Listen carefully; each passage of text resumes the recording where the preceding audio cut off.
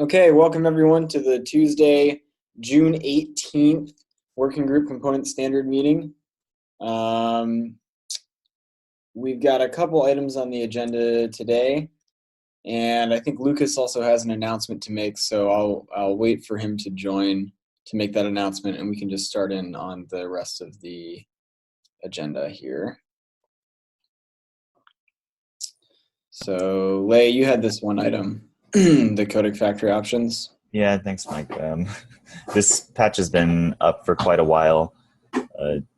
What we've found definitely is that through the process of making the necessary changes to API machinery, there's some bottlenecks with just getting reviews and feedback. And I think that I know I personally can put more effort into creating some relationships there.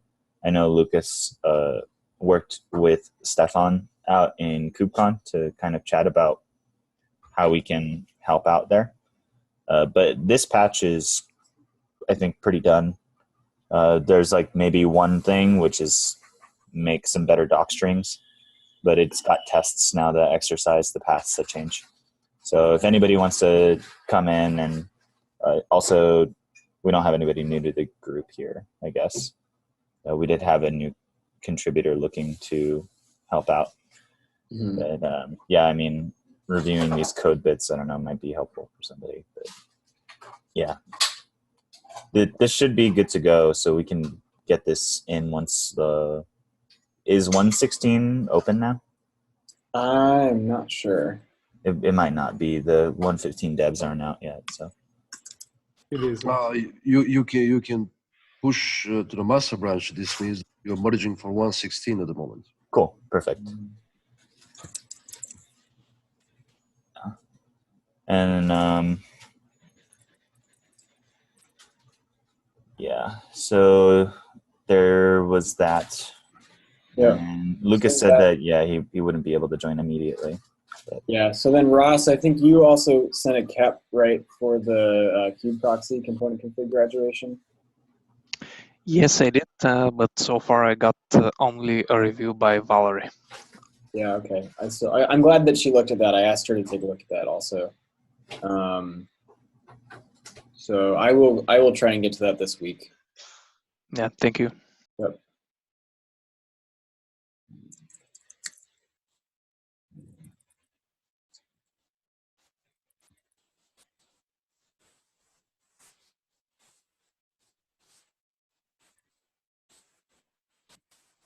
So this is a KEP that's actually beyond the Google Doc that was posted last week.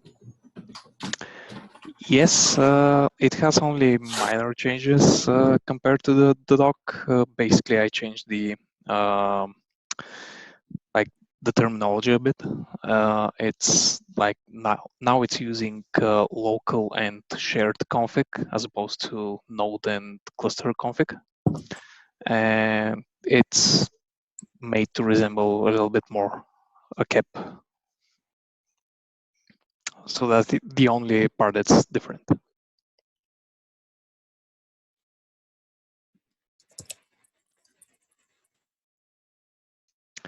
And probably some of the examples are a little bit different, but those are just minute.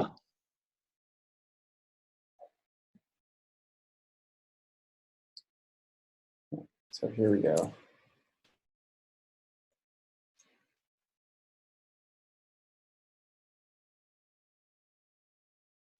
Okay, this looks good. I'll take a look at this later this week and try to go through it.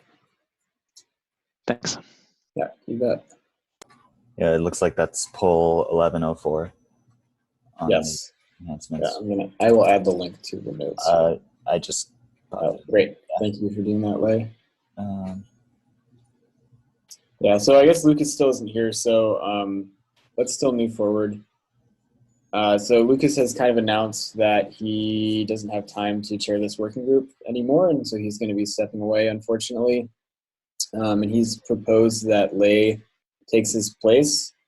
So I'm not exactly sure what the official process is for making that proposal and like getting the +1s in. Like we've kind of already seen that in Slack.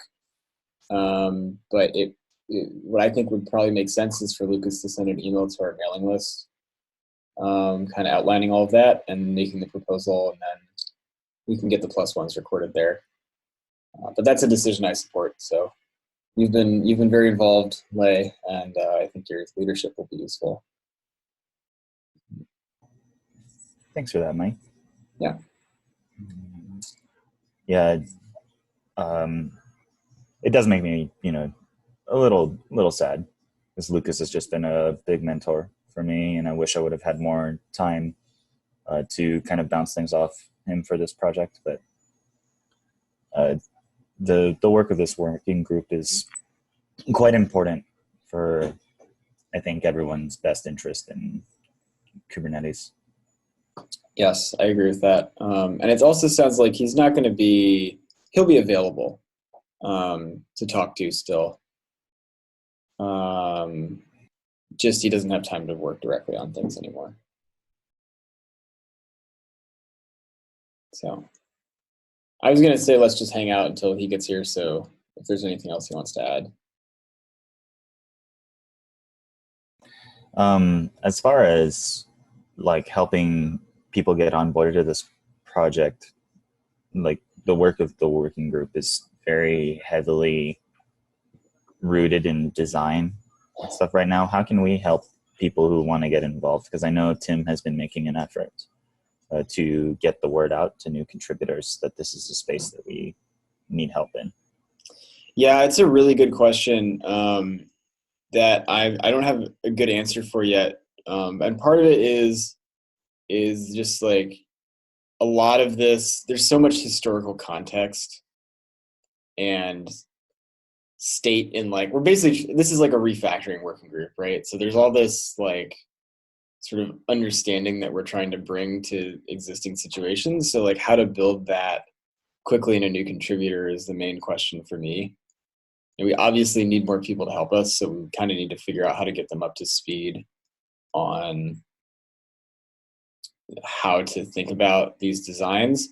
And maybe that's just a process of encouraging them to make suggestions so that we can review and getting more people coming in. Because I really don't know how to build that expertise, like other than, taking the chance of trying something and then getting feedback from other people.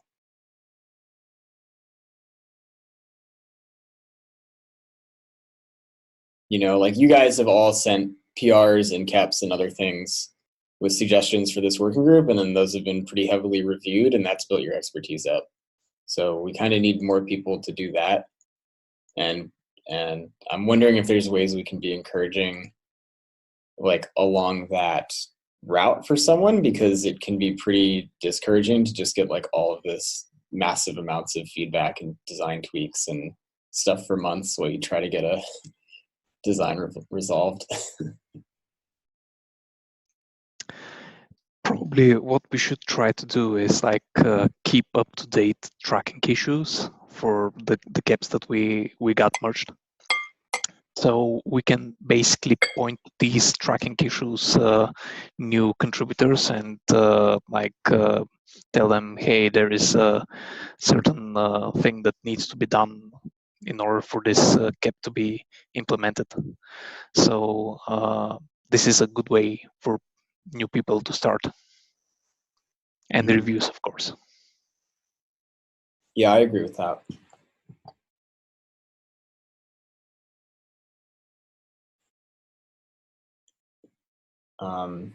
That's part, I mean, that comes, as we send caps, but one question I have is how to sort of get people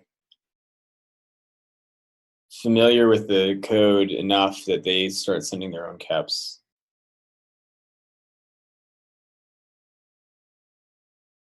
Hi. Hi, Lucas. Can you hear me? Hi. Yes.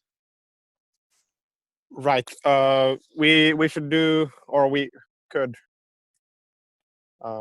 Let's start with just to say that, yeah, I'm going to.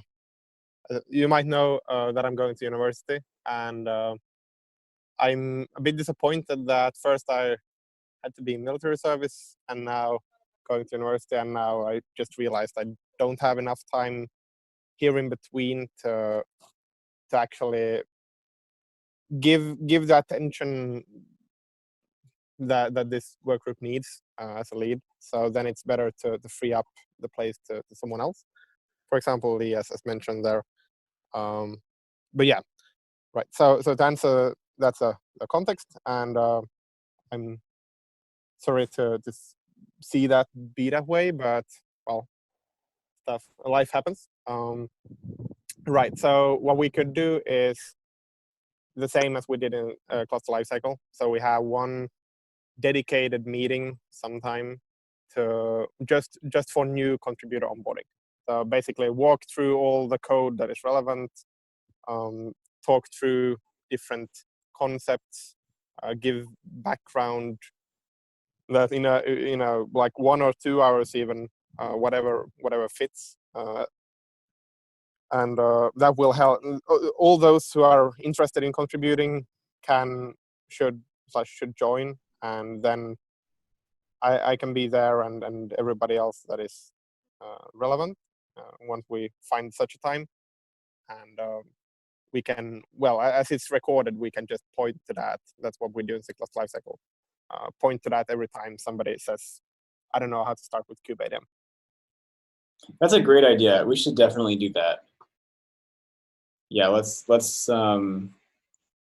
think about putting some plans together for that kind of meeting and then advertising it so that people can come. And yeah, we're sorry to see you go, but we understand, like, life happens. Yeah. So thanks for being proactive about it. Yeah, well, I mean, and the good thing about it is that although not being a lead doesn't stop me from doing actual work, if that would be the case that I have, say, that never happens, but say I would have 2 days free to do whatever I want, and then I decide that now component standard should get some reviews or something, then I'll do it. But it's more, yeah, as a lead, it's good to actually be able to regularly be able to spend some time. So yeah, it's a matter of focus, and you have to manage your focus. So we understand that. Yeah. I think I agree with Lee's nomination, and I think a lot of other people do as well. So I'm not exactly sure what the official process for this is, but I would ask that you sort of send an email to the working group mailing list, kind of announcing your transition and making that proposal for Lee, so we can just get the +1s yes. in the mailing list. Yeah, and then we can I will do that to the SIG-YAML and all that.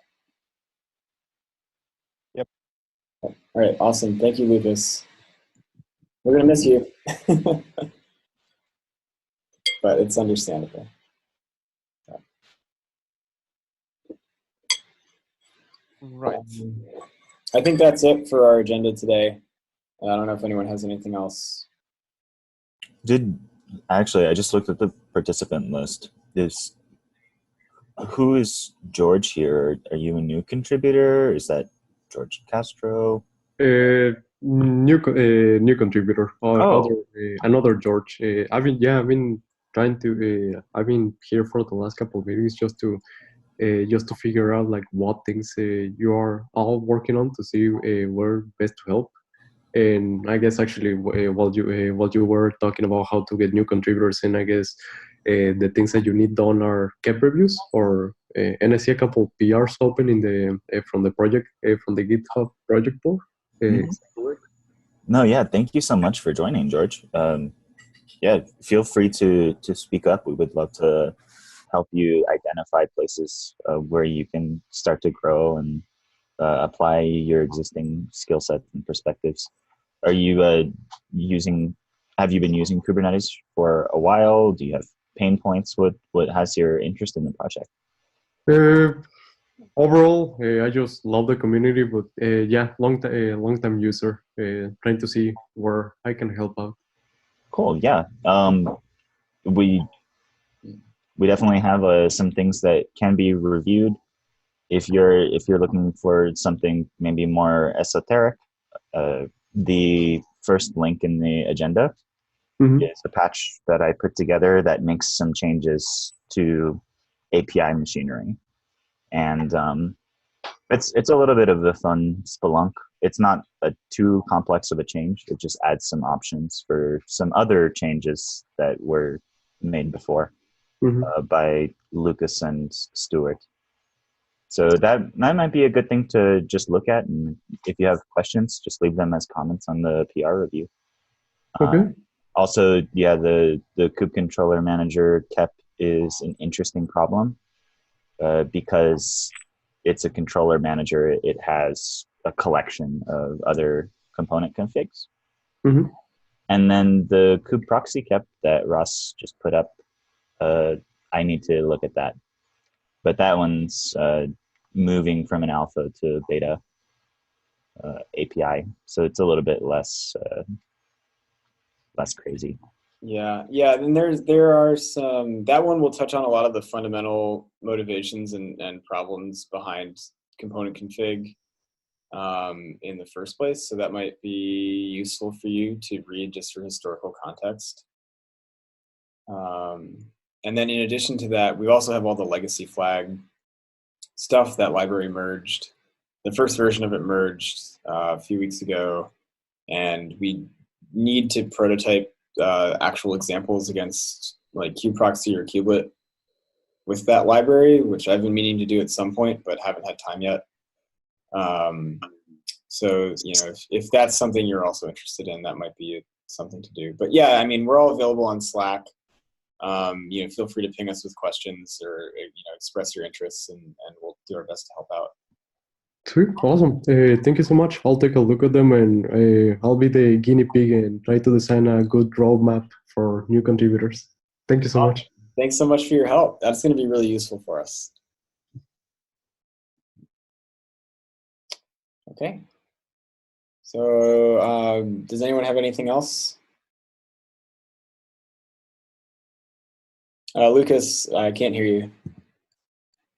Right. Thanks.